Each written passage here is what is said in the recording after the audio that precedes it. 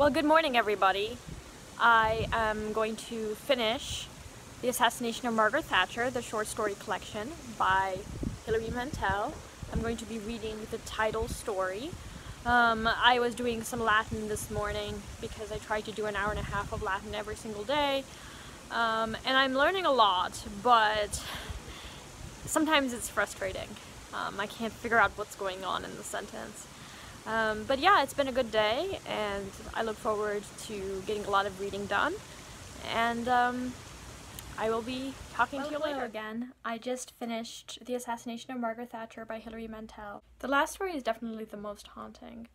It talks about a person, I think it's a woman, who invites a man thinking that he's going to fix her boiler, and he turns out to be an assassin who's working, I think he's an Irish nationalist, and he assassinates Margaret Thatcher. And it's really unsettling, but I think also incredibly relevant. I mean, I'm not supporting violence, but it gets into the head of the assassin, and also the person who's enabling the assassin or allowing the assassin to enter into her house. And what's going through their minds and their rationale. It's really, again, the dark side of humanity that Mantel explores in this short story collection. So my favorite stories, let me go through the table of contents. I really liked Sorry to Disturb. I liked Winter Break.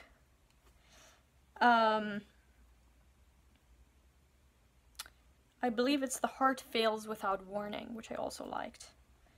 And then The Assassination of Margaret Thatcher. I mean, I didn't dislike the other ones, but those are the ones that stand out to me as having been particularly poignant. So if you want some dark short stories that leave a lot to the imagination, beautifully written, I definitely recommend this collection.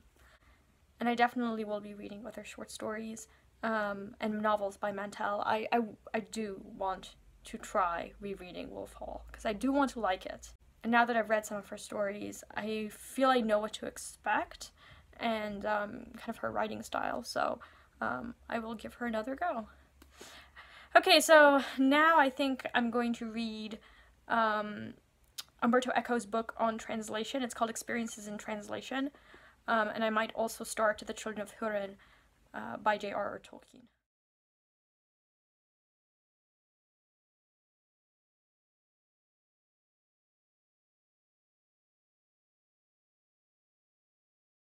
Well, hello again. I have been reading two things at the same time. I've been reading Experiences in Translation, which is an essay by Umberto Eco about translation, and it's been so eye-opening.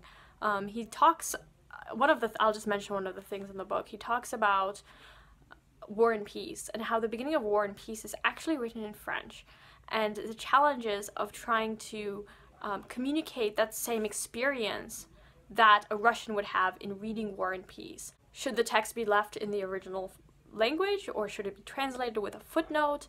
Which one would be more powerful? Like, which one would have the same effect? These are the kind of questions that I find particularly interesting. I have done a little bit of translation, not in any sort of official capacity, but because I study language, it's something that I think about a lot. And sometimes when people talk about translation, they talk about which is the most accurate, right? Which is the most literal translation, as if literal translations are necessarily better. And what this essay by Eco does is challenge that narrative.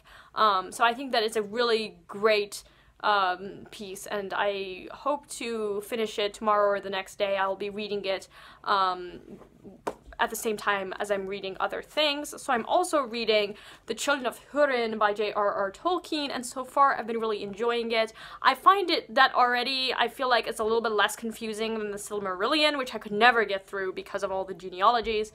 I feel like right now, so far, I'm actually really interested in the book, but I also, as you can tell, have not been reading too much of it. I would like to finish this book tomorrow, but I don't know.